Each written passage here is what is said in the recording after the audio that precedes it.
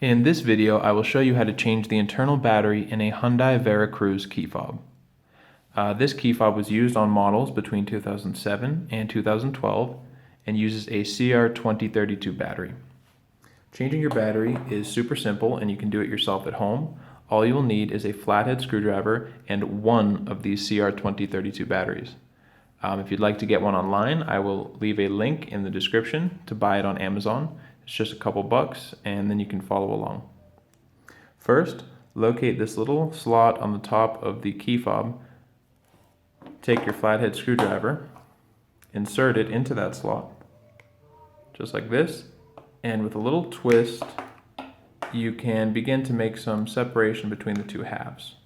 Now you can just pull it apart with your fingers, and now we're inside. You can set this aside for now, and now we're going to target this battery and try to push it out with our tool. If you come in, you can see on the bottom, we're going to push right on the bottom of that battery. Just gently push until it comes out like that. Show you that again. We're just pushing, maybe wiggling a little bit carefully until the battery comes out. Now take a brand new CR2032 battery.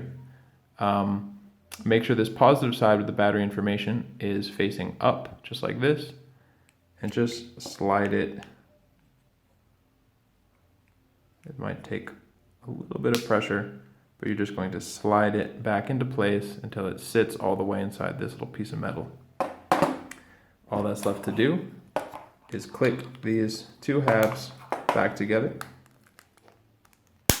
just like that. You can see it's all back together.